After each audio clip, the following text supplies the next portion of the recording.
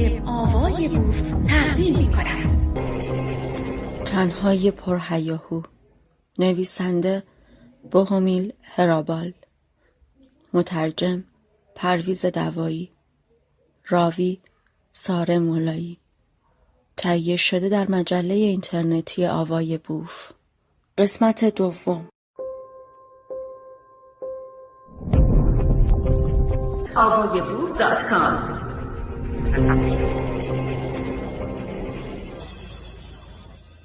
حالا باز به سراغ دستگاه پرسم برگشتم. دارم کاغذ باطله روی هم میکوبم و در دل هر عدل کاغذ یک فیلسوف کلاسیک جا میدهم. گردش امروز صبح در پراگ قدری آرامم کرده است. ذهنم از این اندیشه قدری آرامش پیدا کرده که تنها این من نیستم، بلکه در این لحظه در پراگ هزاران نفر دیگر دارند در زیرزمین‌ها کار می‌کنند و ذهنشان پر از افکار زیبا و زندگی بخش است. کمی آرام گرفتم و کارم نیز امروز انگار دارد قدری آسان‌تر صورت می‌گیرد. در واقع دارم به طور خودکار و بی تفکر کار می‌کنم. جوری که در حین کار می‌توانم به درون رحم زمان به دوران جوانیم بازگردم. به روزگاری که هر روز شنبه‌ها شلوارم را اتو می‌کشیدم و کفشم را به دقت واکس می‌زدم. چون آدم جوان که هست نظافت و مرتب بودن و تصویر خودش را دوست دارد. تصویری که آدم برای بهتر کردنش تلاش می‌کند. به هر جهت اتوی زغالی را در هوا تاب می‌دادم تا زغال درش خوب بگیرد و ازش جرقه بجهد. بعد شلوار را بر تخته اتو پهن می‌کردم. اول می‌کشیدم و خطش را صاف می‌کردم. بعد بر آن پارچه‌ای می‌گستراندم. دهانم را پر از آب می‌کردم و بر پارچه پف نم می‌زدم. و بعد شلوار را به دقت اتو می‌کردم. به خصوص لنگه پای راست را. چون که موقع بازی بولینگ کوچه‌ای عادت داشتم که قبل از پرتاب توپ یک لحظه زانو به زمین بزنم. در پایان پارچه داغی را که بخار می‌کرد از روی شلوار با دقت و احتیاط برمی داشتم. نفس در سینه حبس کرده که خط شلوار خوب اتو شده یا نه، که بعد آن را به پا کنم و عازم شوم.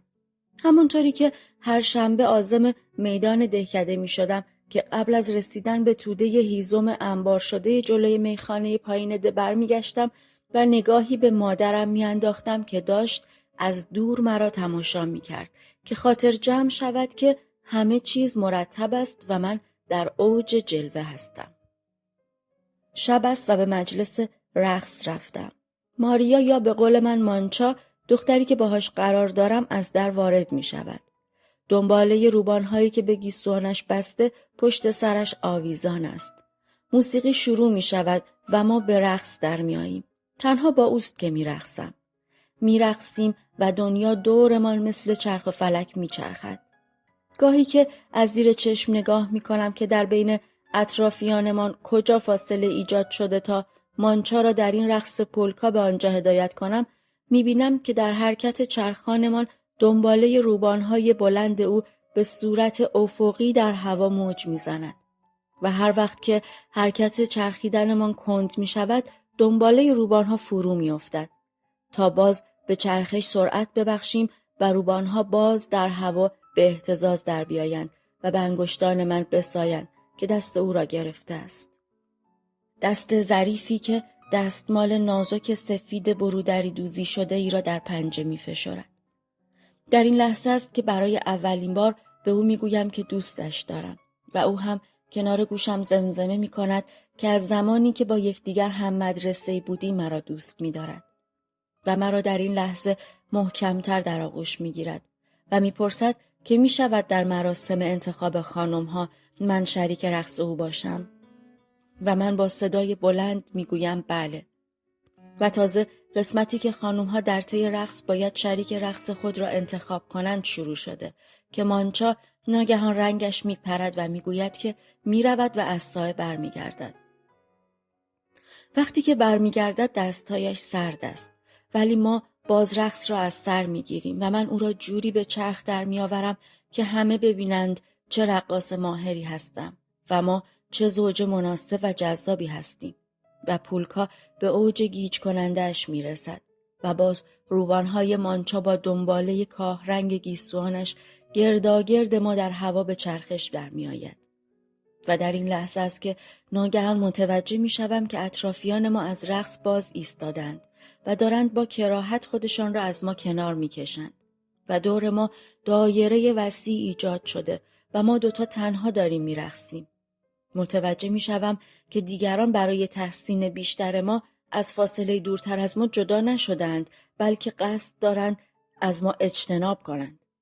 چون که همراه با چرخش ما نیروی گریز از مرکز دارد چیز وحشتناکی را بر آنها می پاشد. چه چیزش را هنوز من و مانچا نمی دانیم تا اینکه مادر مانچا وحشت زده به سوی ما می دود و دست دخترش را می گیرد و دوتایی از مجلس رقص و میخانه پایین ده بیرون می دوند و می روند که دیگر پشت سرشان را هم نگاه نمی کنند و سالها می گذرد و من دیگر چشمم به مانچا نمی افتد. داستان از این قرار بود که مانچا طوری از قضیه انتخاب خانم‌ها و اعتراف عاشقانه من به هیجان آمده بود که معده‌اش آشوب شده و ناچار به توالت پناه برده بود. غافل از آن که دنباله روبانهایش در لگن توالت آویخته و به کثافت آغشته شده است. بعد که باز به تالار برگشت و ما رقص سری و چرخانمان را از سر گرفتیم، آنچه او بر دنباله روبانهایش با خود آورده بود با چرخش رقص و طبق قانون گریز از مرکز به اطراف پاشیده تمام حضاری را که در تیر رس بودند در بر گرفته بود. از آن به بعد بود که به او لقب مانچا بوگندو دادند. دکمه سبز پرس را میزنم و دیوارهای طبله پیش میآیند. دکمه قرمز را میزنم و در این حرکت مثل فانوس چین آکاردئون چیزی از وضعیت اساسی جهان هست، مثل دایره‌ای که از نقطه آغاز می شود و باز به همان نقطه ختم می شود. مانچا که از اوج افتخار به زیر افتاده بود، اسیر ننگ و شرم باقی ماند. هرچند او در این جریان تقصیری نداشت و آنچه رخ داد یک امر بسیار طبیعی بود. اگر در این قضیه روبان پای گوته در میان بود، این قصور را به معشوقش اولریک فون لوتزو می بخشید. اگر شلینگ بود، حتما این خطای کارولینه خیش را نادیده می گرفت. ولی گمان نمی کنم که لایبنیتس در مورد معشوقه درباریش سوفی شارلوت در مورد این ماجرای روبانها اغماض می کرد. از هولدرلین بسیار حساس و مادام گونتار هم بگذریم. چند سال بعد که دوباره به مانچا برخوردم، خانواده برای فرار از این قضیه روبان به ناحیه موراویا نقل مکان کرده بود. از او خواستم که مرا ببخشد، چون که من در هر موردی برای هرچه در هر کجا اتفاق می افتد به خاطر تمام وقایع ناگواری که در روزنامه ها می خوانم شخص خودم را گناهکار می دانم و حس می کنم که تمام این اتفاقات زیر سر من است. مانچا مرا بخشید و من دعوتش کردم که با هم به سفری برویم، چون که در بخت آزمایی 5000 کرون برده بودم و از آنجایی که از پول و مکافات دفتر پسنداز باز کردن بدم می آید، برای خرج کردن این پول تا سکه آخر قرار نداشتم. پس با مانچا عازم ناحیه کوهستان طلایی شدیم و در هتل رنر جا گرفتیم که هتل مجللی بود و می دانستم که هرچه زودتر پولهای من و تشویش همراه با آن را به باد خواهد داد. هر شب مردان مقیم هتل در جلب توجه مانچا با هم رقابت می کردند. پیدا بود که به من حسودیشان می شود. مخصوصاً کارخانه‌دار ثروتمندی به اسم آقای یینا که همراه با سایرین برای به دام انداختن مانچا و درآوردنش از دست من با جمعی رقابت می کرد. ولی من خوشبخت بودم. خوشبخت که دارم پول خرج می کنم و هرچه را که میل داشته باشم می توانم برآورده کنم. اواسط زمستان بود و هر روز آفتاب می درخشید. مانچای زیبای آفتاب سوخته من با بلوز بی آستین و سینه بازش در محاصره مردان در دامنه‌های درخشان و پربرف به اسکی می پرداخت و من می نشستم و نرم به کنیاکم لب می زدم. ظهر که می شد مردان اسکی باز همه برمی گشتند و در تراس جلوی هتل یک ردیف 50 تایی صندلی و نیمکت را اشغال می کردند و آفتاب می گرفتند. و کنار دستشان 30 تا میز کوچک آکنده از انواع لیکور و اپرتیو نیروبخش بود. مانچا تا آخرین لحظه غروب به اسکی ادامه میداد و بعد قبل از آنکه آفتاب پایین برود به سوی هتل سرازیر میشد. 1 روز مانده به آخر اقامتمان که برایم 500 کرون بیشتر نمانده بود، در ردیف مهمانهای دیگر در تراس هتل نشسته بودم. چشم به مانچای زیبای برنزه داشتم که از قله طلایی به زیر می‌لغزید.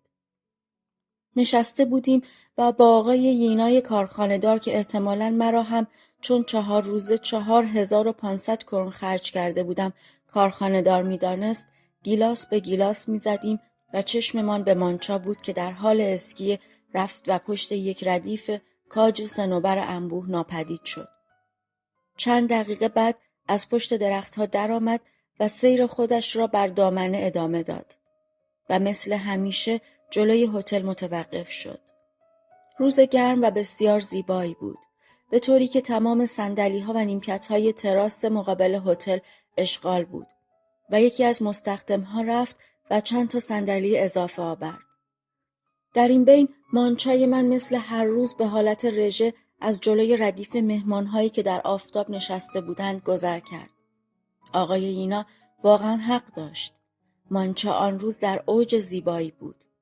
اما وقتی که به جلوی آفتاب پرست‌ها رسید دیدم که سر زنها با حرکت او چرخید و بعد شروع کردند به پکی خندیدن و با دست جلوی دهان را پوشاندن.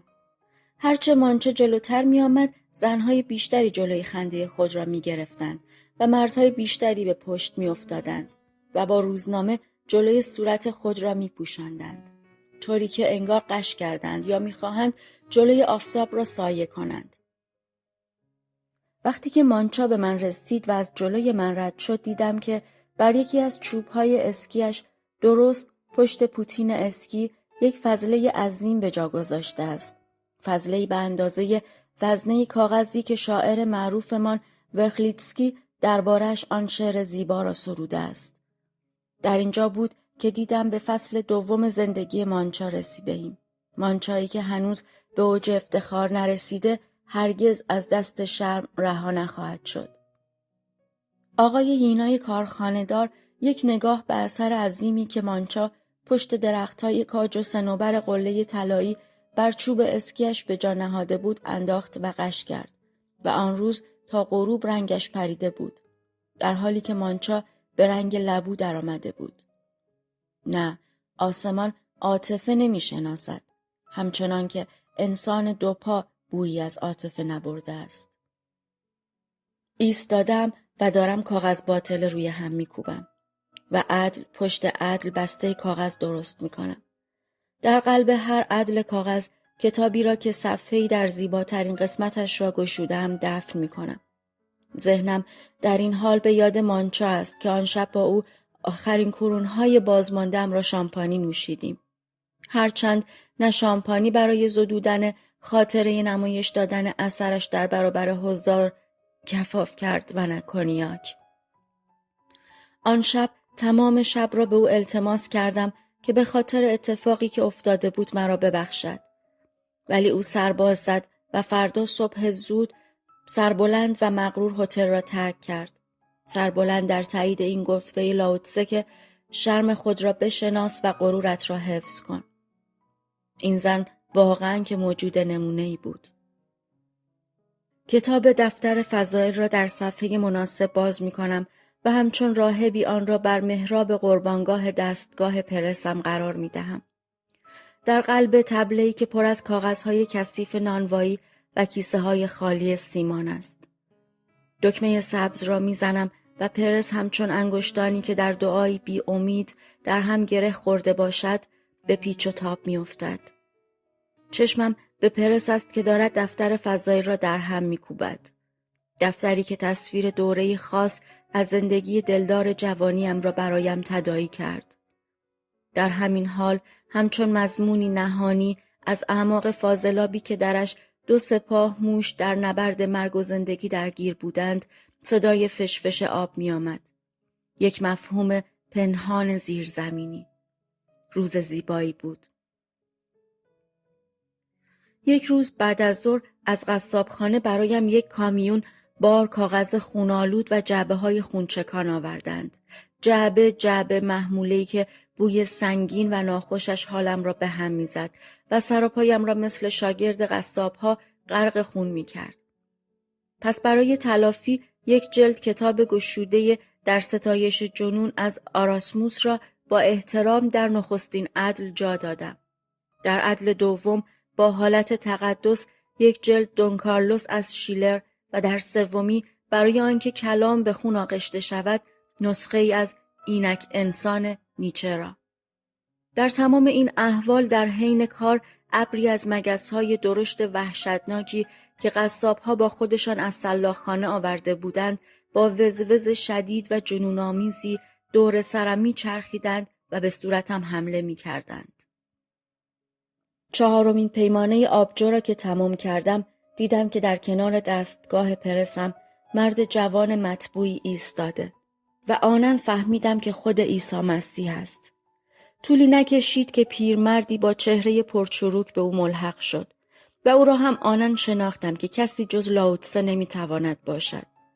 این دو نفر طوری که انگار خواسته باشند کار قیاس بین خودشان را برایم آسان کنند در کنار هم ایستاده بودند. پیرمرد موقری و جوانی و هزاران مگس سبز که با وزوزی شدید دیوانوار شیرجه می زدند و از تن و بال کبودشان تابلوی جاندار عظیمی را متشکل از قوس‌ها و ضربه‌های ترشحی مدام جابجا شونده شبیه به جریان رنگ در تابلوهای عظیم جکسون پولاک برودری دوزی می کردند.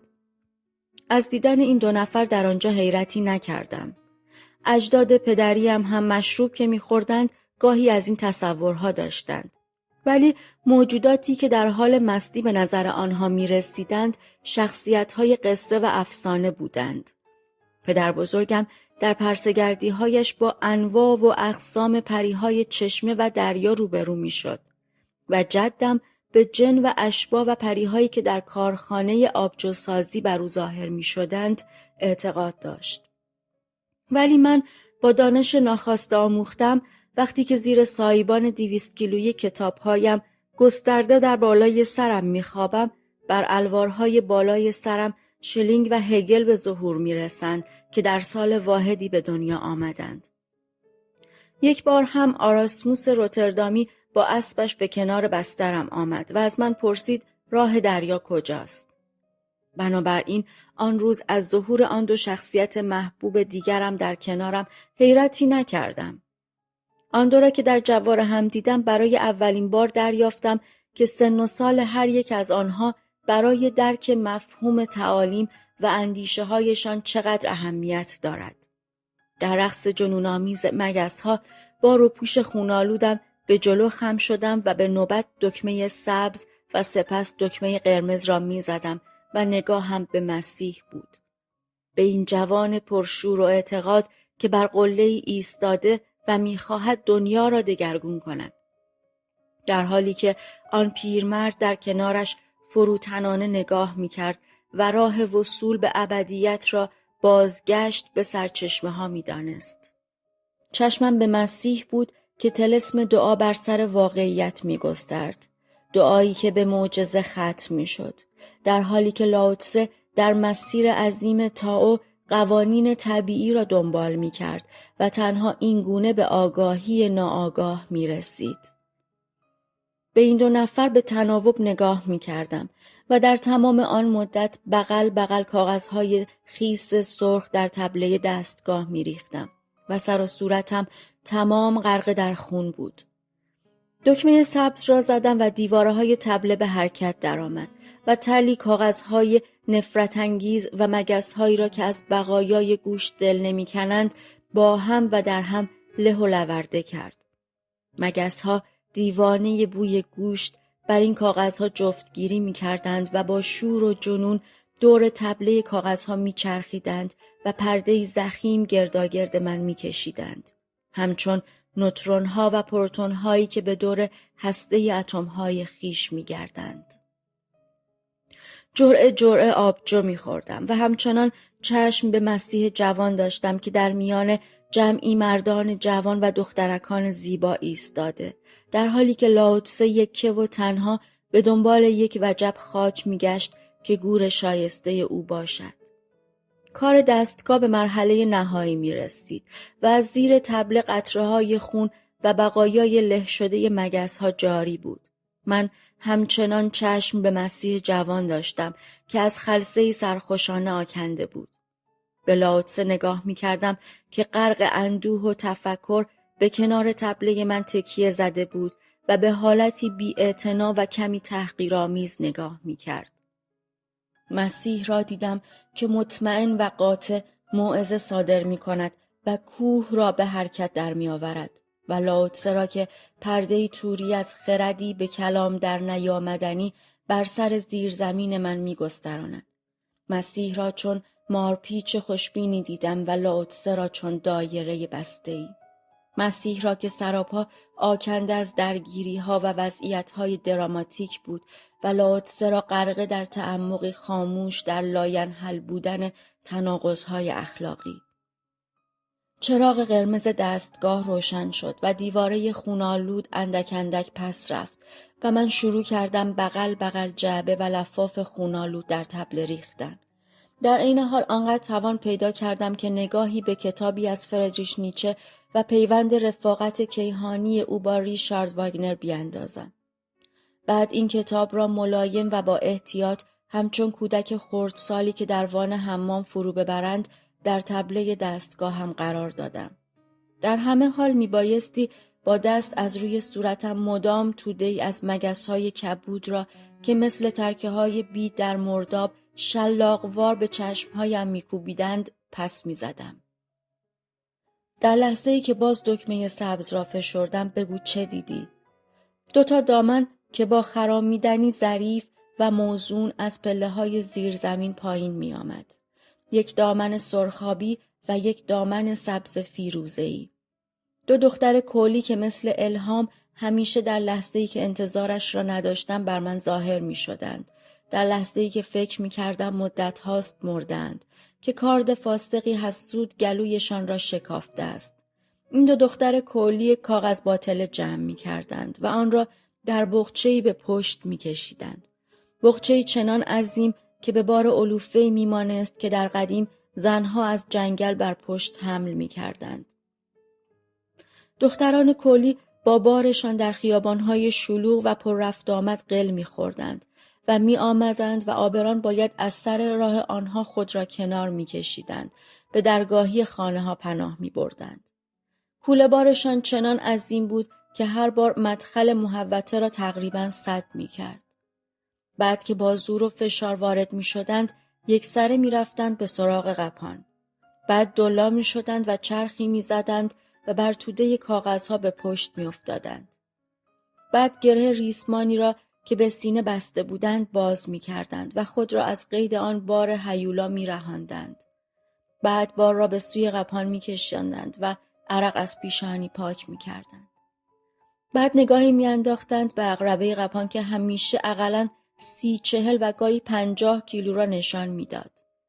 50 کیلو جعبه و مقوا و کاغذ باطله که این 2 دختر از خرده فروشی ها و عمده فروشی های مختلف جمع کرده بودند.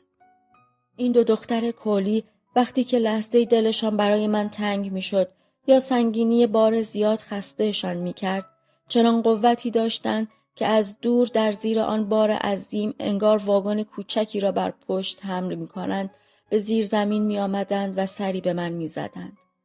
لفاف بزرگی که بارشان در آن پیچیده بودند بر توده کاغذهای خشک پهن می کردند و به پشت بر آن دراز می کشیدند.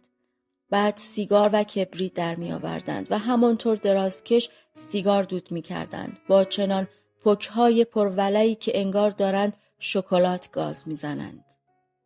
به فریاد گفتم سلام و بعد در میان ابر مگس‌های سبز دخترک دامن فیروزه‌ای را دیدم که یک دست زیر سر دارد. زیر دستمال سری که به موهای چرب سیاهش بسته است و با دست دیگر سیگار را به تناوب به لب میبرد و پک‌های عمیق میزند. چه حالت معصوم و بی‌دفاعی داشت این دختر. دخترک دامن سرخابی خسته و بیرمق از کار طاقت فرسایش مثل حوله‌ای مچاله به کناری افتاده بود. با آرنج به سوی کیف دستیم اشاره کردم. معمولاً سر راه کالباس و نان می خریدم و با خودم به سر کار می آوردم. ولی باز دست نخورده به خانه بر می گرداندم. چون وقتی که سبو پشت سبو آبجو می خورم دیگر اشتهای غذا ندارم. و من موقع کار همیشه می نوشم. آنقدر که هیجان زده و آشفته حال و غرقه در فکر هستم. دو دختر کولی غلطی زده خود را از میان کاغذها جدا کردند و به درون کیف دستیم حمله بردند. 4 دستی کالباس‌ها را بیرون کشیدند و کاغذ دورش را باز و عادلانه به 2 قسمت کردند و بعد با ژستی مبالغه شده ته سیگارشان را مثل ماری که سرش را بکوبی زیر پا له کردند. بعد گرفتند نشستند و شروع کردند به خوردن. کالباس‌ها که تمام شد به سراغ نان رفتند. تماشای غذا خوردنشان دلپذیر بود.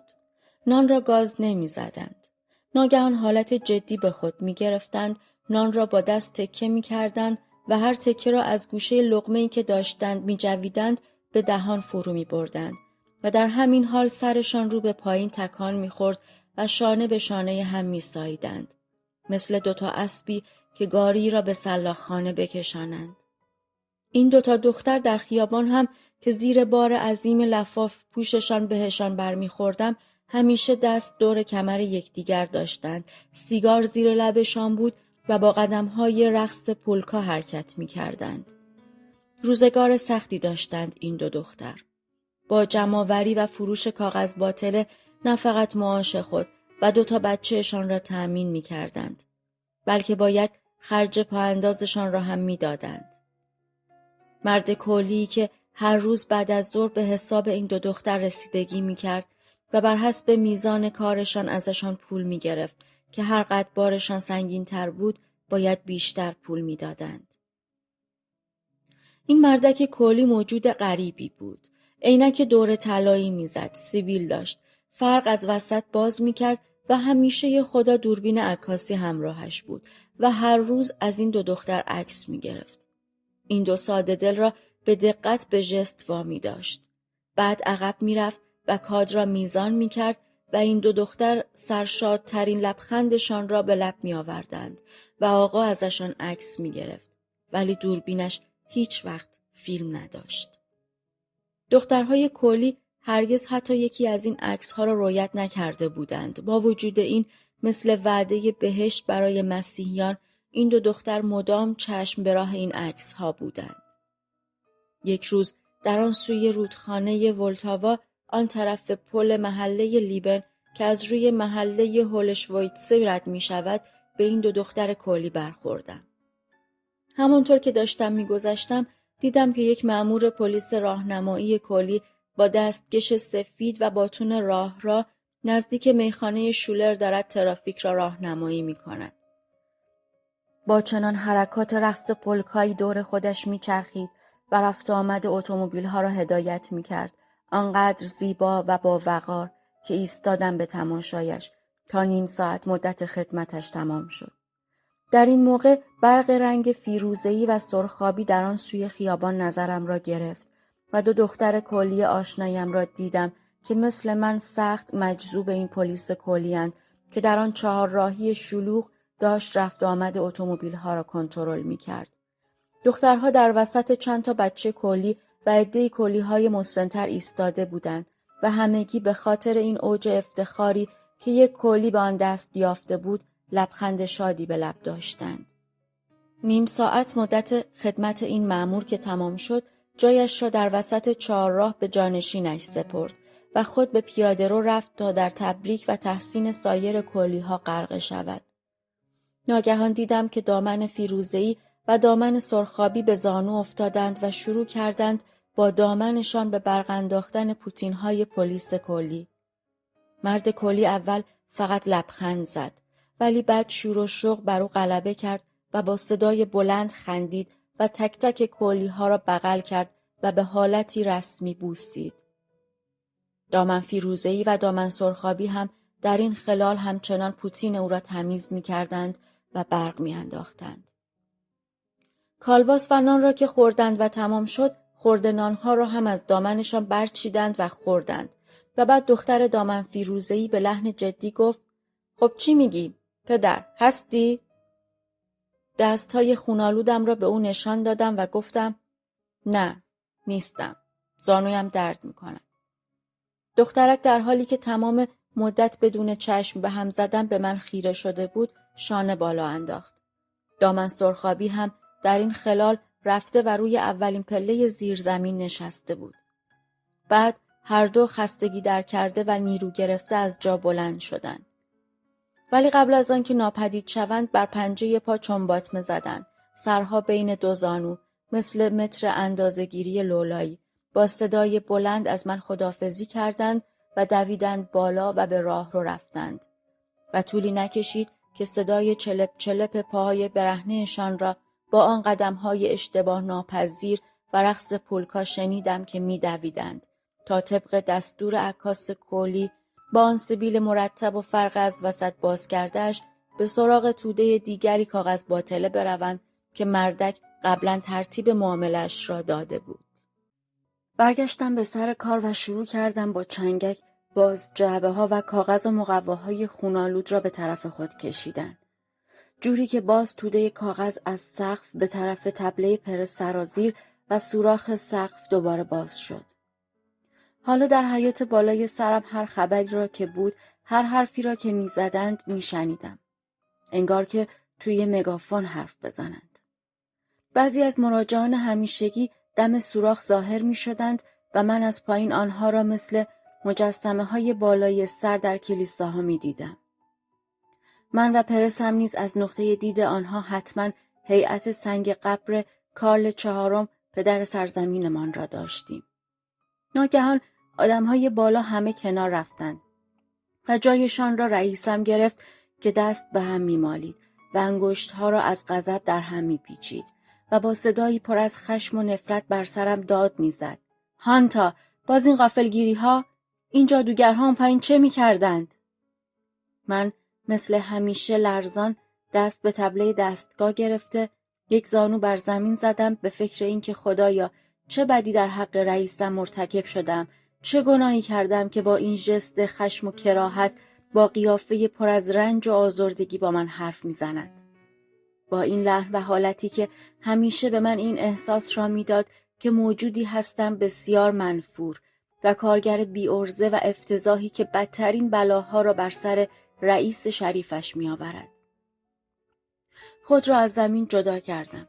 همچون سربازان رومی وحشت زده‌ای که به مشاهده سنگ قبر مسیح که به آسمان پرید و او را آزاد کرد، باز از زمین برخاستم. بلند شدم و خاک سر زانویم را ستردم و مشغول کارم شدم. در حالی که دیگر آن خاطر جمعی قبلی را از دست داده بودم. در این موقع وزوز و هجوم مگس‌های قصابی به اوج جنون زده‌ای رسیده بود. شاید چون دیگر تقریباً تمام کاغذ و مقواهای خونی را در پرس ریخته و بسته بندی کرده بودم. شاید هم که چون با باز شدن سوراخ سقف جریان هوا ایجاد شده بود. مگس‌ها دور سر و کله و دستهای من و کاغذهای درون تبله بوته‌ای درست کرده بودند به ضخامت بوته تمشکی از این تمشک‌های خاردار و آدم وقتی که می آمد آنها را پس بزند این احساس را داشت که دارد با براده و رشته‌های آهن دست و پنجه نرم می کند. پس آغشته به خون و عرق به کار ادامه دادم. در تمام مدتی که دو دختر کولی در زیر زمین حضور داشتند، مسیح و لاوتسه در کنار دستگاه پرس من ایستاده بودند و حالا که باز تنها مانده بودم و در این تنهایی و واماندگی ناچار باید به کار مکانیکی خودم میچسبیدم و در همه حال تسمه مگس‌ها مدام بر سر و صورتم شلاق میزد، در این حال مسیح را دیدم که همچون قهرمان تنیسی است که تازه در ویمبلدون پیروز شده و لاوتسه را دیدم چون تاجری بینوا که با وجود انباری پر از کالا انگار که آه در بساط ندارد. مظهر مجسم خونالود همه رمز و نمادهای مسیح را دیدم و لاوتسه را که پیچیده در کفن به الواری نخراشیده اشاره می کرد. مسیح را دیدم که چه جوان است و برازنده و جذاب و لاوتسه که پیر پسری است مجرد و اسیر زجر غده‌های بیمارش. مسیح را دیدم که دستی با تسلط به نشانه محکوم کردن دشمنانش بالا برده است و لاوتسه که به حالت تسلیم بازوان را چون دو بال شکسته مرغی به زیر افکنده است. مسیح را رمانتیک دیدم و لاوتسه کلاسیک. مسیح را مد دریا دیدم و لاوتسه جزر آب. مسیح را بهار و لاوتسه زمستان. مسیح مظهر مجسم عشق به همسایه و لاوتسه در اوج تهی. مسیح را نمودار پیشروی به سوی آینده دیدم و لاوتسه تجسم پسروی به سوی مبدأ. باری همچنان به فشردن دکمه‌های سبز و سرخ ادامه دادم تا اینکه آخرین توده کاغذهای خونالود نفرت انگیز را بغل زدم و در تبله دستگاه انداختم. و در این حالت هم به قصاب‌ها بد و بیراه می‌گفتم که زیر زمین مرا از این کاغذها انباشتند و هم ازشان در دل سپاسگزاری می‌کردم و می‌گفتم خدا خیرشان بدهد که مسیح و لاوتسه به نزد من آوردند. پس در آخرین بسته‌بندی کاغذها یک جلد کتاب متافیزیک اخلاقیات از امانوئل کانت را جا دادم و در همین حال مگس‌های قصابی دیوانه شدند و با چنان ولعی با آخرین قطره‌های خون خشک و در حال خشکیدن حمله ور شدند که حالیشان نبود که دیواره‌های تبله دارد له و لورده و به پوسته و یاخته تبدیلشان می‌کند.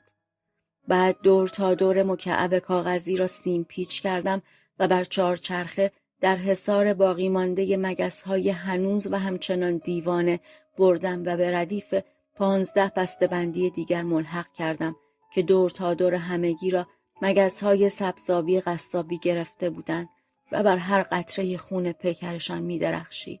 انگار که هر بسته‌بندی کاغذ شق گوشتی باشد در تابستانی داغ از قناره قصابی روستا آویخته. به بالا نگاه کردم و دیدم که مسیح و لاوتسه ناپدید شدند، مثل دو دختر کولی من، دامن فیروزه‌ای و سرخابی که جلوتر ناپدید شده بودند. به پایین نظر انداختم و دیدم که سبوی آبجویم خالی است. سپس سبو در یک دست بر دو زانو و کف یک دست از پله‌ها به بالا خزیدم. کله‌ام منگ بود از این تنهایی پرغوغایم و تا به کوچه پشتی نرسیدم و هوای تازه به درون ریه‌هایم نفرستادم نتوانستم کاملا قد راست کنم و دسته سبو را محکم‌تر در دست بگیرم. هوا زلال بود و نور خورشید انگار نمک آلوده باشد که چشمم را میزد و میآزرد. کنار دیوار صومعه تسلیس مقدس به راه افتادم و سر راه چشمم افتاد و باز دامن فیروزه‌ای و دامن سرخابی را دیدم که کنار کوچه بر الواری نشسته سیگار دود می‌کنند و با جمعی کولی که در کار حفر کوچه هستند گپ می‌زنند.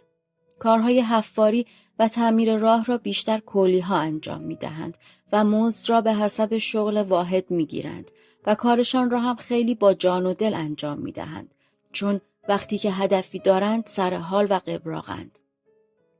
دوست دارم که بایستم و تماشایشان کنم که تا کمر برهنه با کلنگ به جان زمین سفت و سنگفرش‌ها افتادند، که تا کمر در زمین فرو رفته انگار در کار حفر گور خودشان هستند. کولی‌ها را دوست دارم، چون که موقع کار همیشه زن و بچه‌هایشان در همان محل کار دور و برشان هستند و هر وقت که یکیشان دلش برای بچهش تنگ می شود و شوق بچه به دلش می افتد، زنی کولی دامن به کمر می زند و کلنگ را از مرد می گیرد و مرد بچهش را بر زانو می نشاند و بالا و پایین می کند و انگار که بازی با بچهش قوت و قدرت او را تجدید می کند، نه قدرت بازو، قوت جانش را.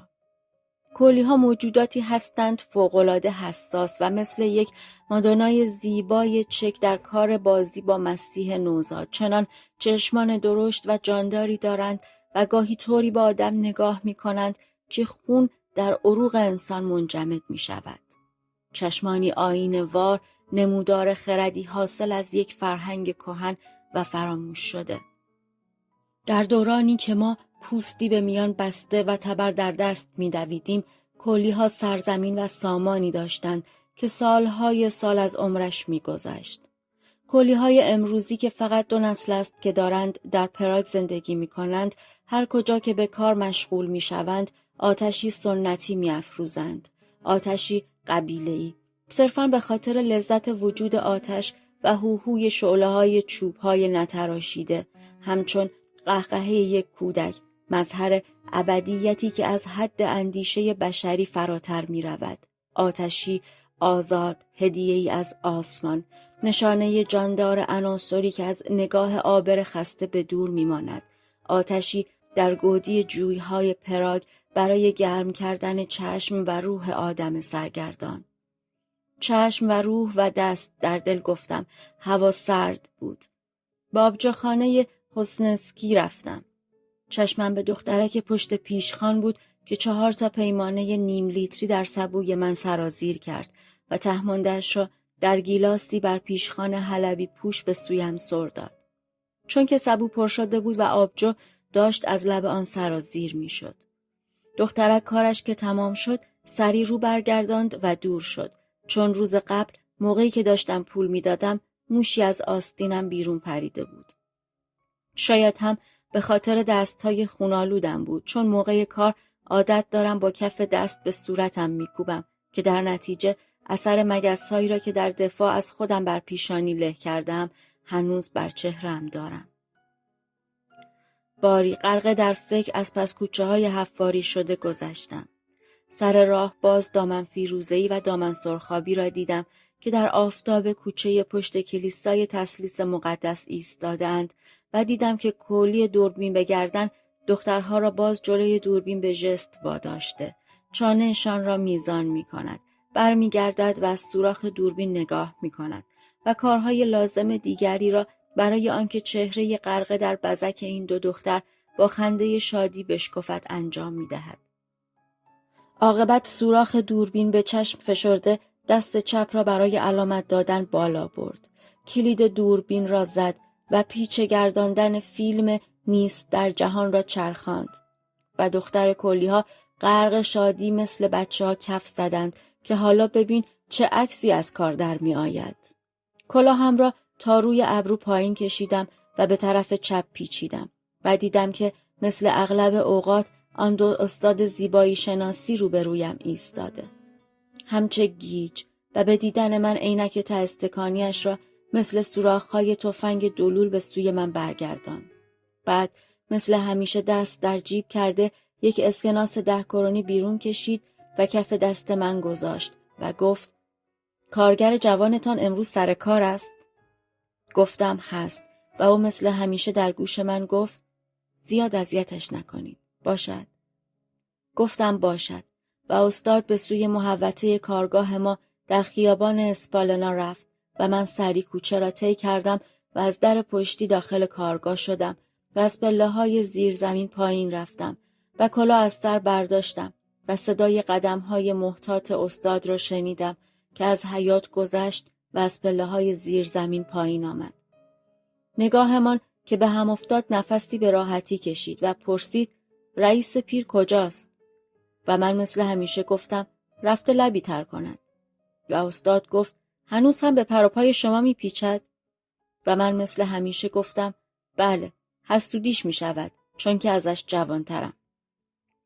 و استاد زیبایی شناسی یک اسکناس 10 کرونی مچاله دیگر از جیب بیرون کشید و در مشت من جا داد و با صدای لرزان گفت برای اینکه بهتر جستجو کنید چیزی گیر آوردید؟ و من به سراغ جعبه‌ای رفتم و از آن چند نسخه قدیمی نشریه‌های سیاست ملی و اخبار ملی را که درش نقدهای تئاتر نوشته میروسلاو دروته و کارل انگل میلر چاپ شده بود بیرون آوردم و به استاد دادم.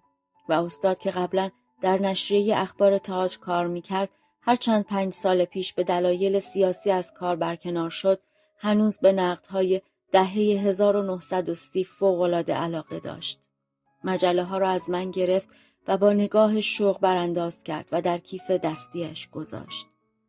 در این لحظه مثل همیشه یک 10 کرونی کف دستم گذاشت و خداحافظی کرد و به طرف پله ها رفت. وسط پله ها برگشت و گفت بگردید. باز هم بگردید. فقط امیدوارم سر راه باز با آن رئیس شما برخورد نکنم. این را گفت و سریع از پله‌ها به حیاط رفت. در این موقع من هم مثل همیشه کلاه بر سر گذاشتم و سریع از در پشتی خودم را به کوچه رساندم و حیاط خانه کشیش را طی کردم و در کوچه کنار مجسمه تادئوس مقدس به حالت خشم ایستادم و باز نقاب کلاه را تا ابروها پایین کشیدم.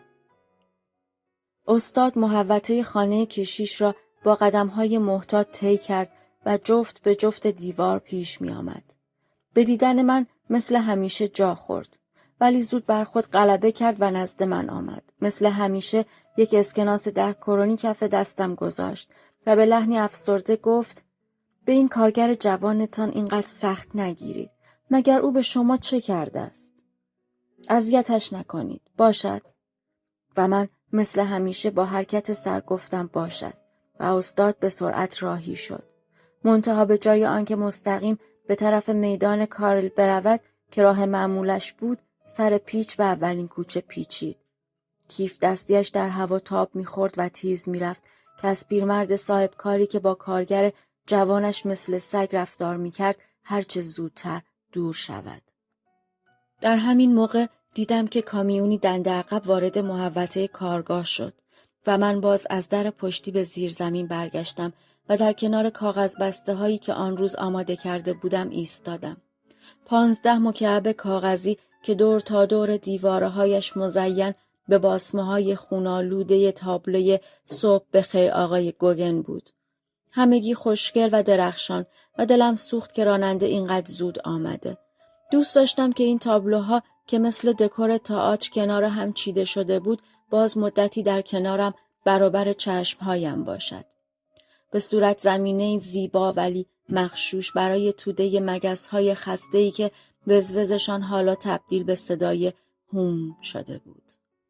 ولی صورت راننده کامیون آن بالا در سوراخ انتهایی آسانسور حمل بار پیدا بود و من ناچار شروع کردم بسته ها را یکی بعد از دیگری در چهارچرخه بار زدن. در حالی که همچنان نگاه لذت و تحسین به صبح بخیر آقای گوگن داشتم و دلم میسوخت که دارند از من جدایش میکنند. ولی بعد به خودم گفتم غصه نخور. یک روز که من و دستگاه پرسم بازنشسته شدیم، هرچه بسته کاغذ درست میکنم تمامش را پیش خودم نگه میدارم و به کسی هم نشان نمیدهم، چون ممکن است کسی مثلا یک خارجی بخواهد یکی از بسته های امضا شده مرا خریداری کند و با این شانسی که من دارم حتی اگر روی بسته 1000 مارک قیمت گذاشته باشم که مشتری را فراری بدهد، با این شانس من یک خارجی می آید و 1000 مارک را می دهد و بسته را می خرد و با خودش به خارج می برد و من دیگر هرگز چشمم به آن نمی افتد. بسته ها یکی بعد از دیگری بالا می رفت و من صدای باربر را می شنیدم که به مگس هایی که همچنان بر بسته ها نشسته بودند و دور آن می چرخیدند فوش می داد. البته همچه که آخرین بسته بندی به بالا رفت و از زیر زمین خارج شد، تمام مگس ها هم با آن محو شدند.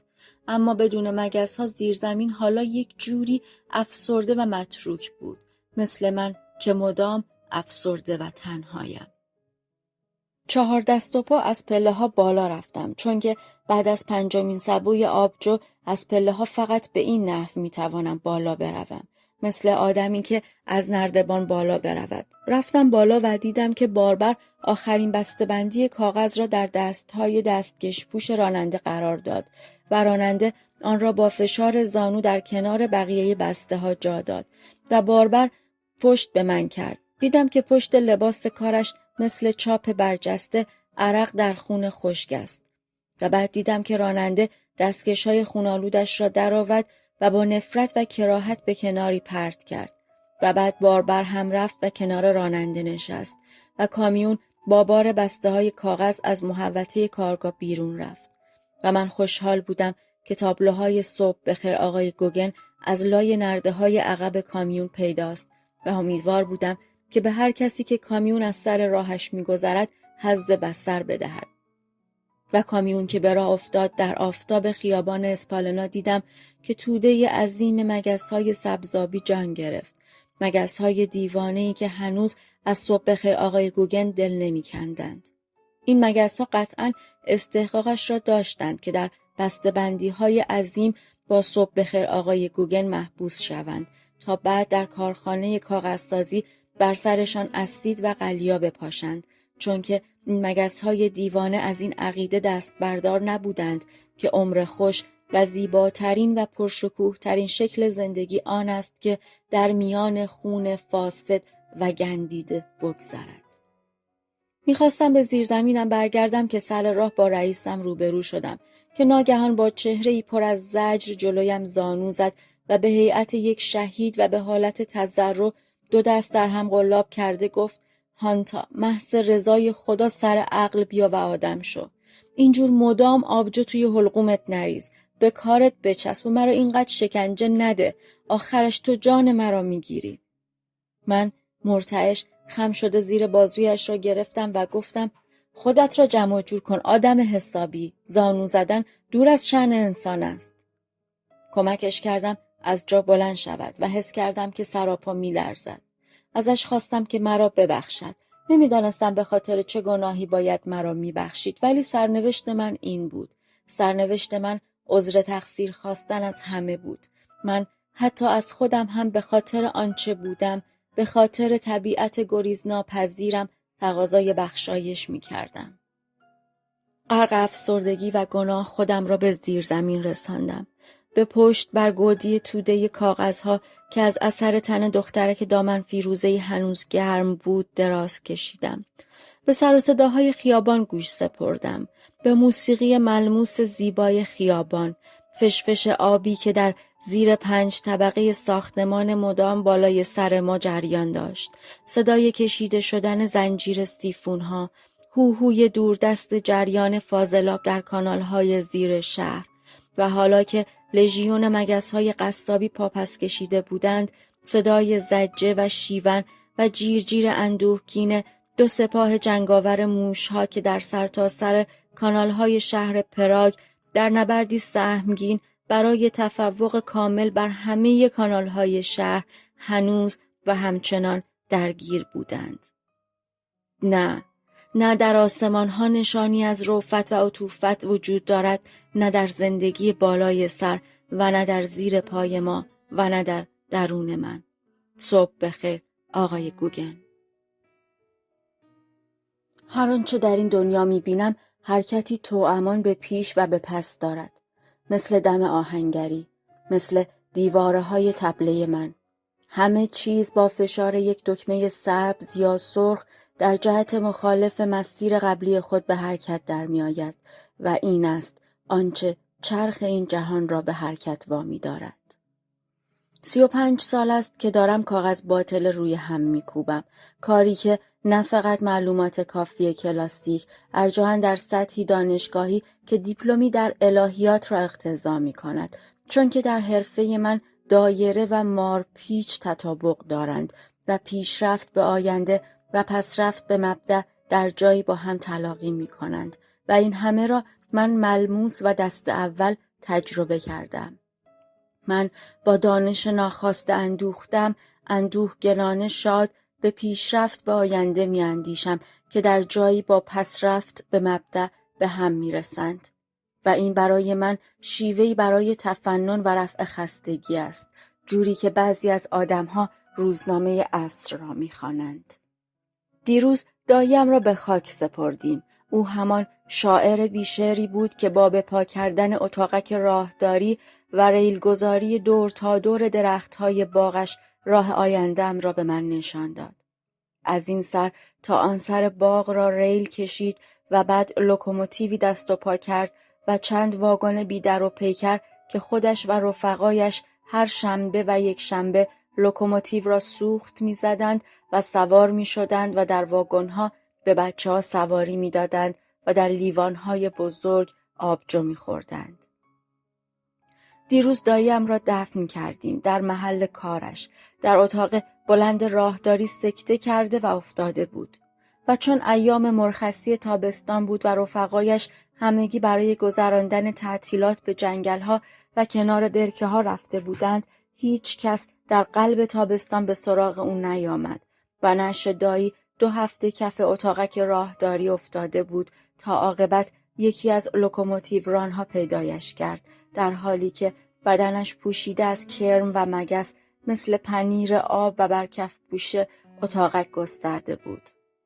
مامورهای تدفین آنچه را که توی لباسهایش باقی مانده بود جمع‌آوری کردند و بعد آمدند و به من خبر دادند که چه اتفاقی افتاده است. و من که به تعفن زیرزمینم عادت دارم رفتم و بیل و بیلچه برداشتم و به ضرب یک بطری مشروب بروم که مامورها به من دادند.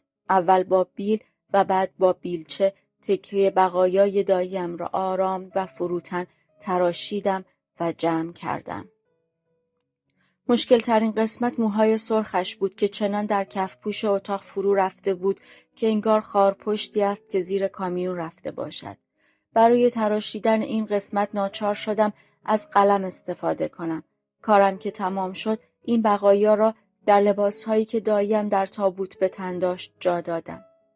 کلاه اونیفرم راهن را که دیدم به دیوار اتاقک آویخته برداشتم و به سرش گذاشتم. یک نسخه از کتاب کانت را آوردم و بین دو دستش قرار دادم. کتاب را در صفحه آن متن زیبایی که بی‌ردخور خون مرا به جوش می آورد باز کردم. آنجایی که می گوید دو چیز ذهن مرا مدام با اعجابی فزاینده و از نور پر می کند. آسمان پرستاره بالای سرم و قانون اخلاقی درون وجودم. ولی بعد فکرم رو عوض کردم. کتاب رو ورق زدم و به جوانی کانت رسیدم و یک قطعه حتی زیباتر از قطعه قبلی پیدا کردم. هنگامی که روشنایی لرزان شبی تابستانی پر از تلالو ستاره ها و ماه بدر تمام است، من به اوج آن نازکدلی میرسم که از حس دوست داشتن جهان و در عین حال تحقیر این جهان تشکیل یافته است. بعد به سراغ گنجه‌اش رفتم. بله خودش بود.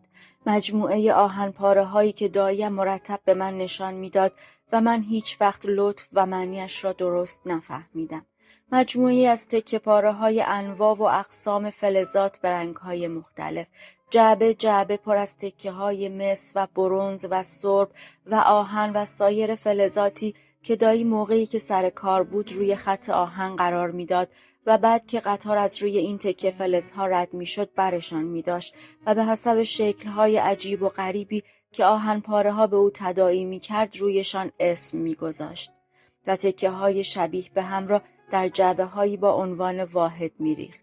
جعبه پروانه‌های آسیایی، جعبه کاغذ بسته شکلات و غیره. این جعبه‌ها را که آوردم و پشتم توی تابوت دایی خالی کردم تازه اجازه دادم که در تابوت را بگذارند.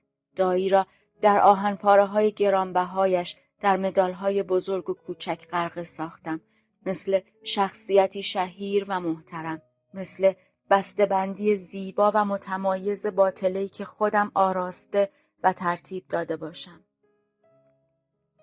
کارم که تمام شد به زیرزمین خودم برگشتم و 4 دست و پا جوری که آدم از نردبانی به زیر برود خودم را به پایین رساندم. در خلوت خودم یک بطری روم و یک سبوی آبجو را تمام کردم. بعد کلنگ را برداشتم و به جان توده کاغذهای به هم چسبیده متعفن افتادم. کاغذهایی که مثل پنیر سوئیسی موشها درش سوراخ ایجاد کرده بودند. بعد تمام این توده کاغذ پوسیده را با گذرگاه‌های موش‌ها و لانه‌ها و شهرک‌هایشان ویران کردم و با چنگک به داخل تبله پرس ریختم. چون که کارگاه را 2 روز تعطیل کرده بودیم که من برای پاک کردن زیرزمین وقت داشته باشم.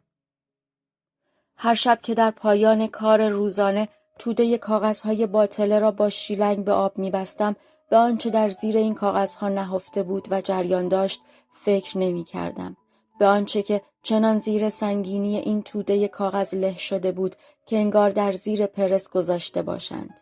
همانطوری که گفتم این واقعا شغلی است که عالم علم الهیات را می‌طلبد، چون که در ته این توده کاغذها جایی که از آخرین نوبت توقف موقت کار در 6 ماه پیش تا به امروز به آن نرسیده بودم، کاغذ باطله ها مثل ریشه درخت در مرداب پوسیده بود و بوی سنگین پنیری را میداد که ماه‌ها در انباری مانده باشد. توده‌ای بود مثل نان کپک زده، به رنگ خاکستری و سفت و سخت به هم چسبیده. آوای بوف یک گروه مردم نهاد است که توسط عده‌ای علاقه‌مند به کتاب با دغدغه ارتقاء فرهنگ کتاب و کتابخوانی و استحکام خرد اجتماعی تشکیل شده و تاکنون تولید هزاران کتاب ممنوعه را در کارنامه خود دارد. با توجه به اینکه این گروه وابسته به هیچ سازمان و ارگانی نیست و تمام فعالیت‌ها به صورت رایگان انجام می‌شود، لطفاً اگر در این رابطه احساس مسئولیت دارید در معرفی ما به دیگران سهیم باشید. avayaboof.com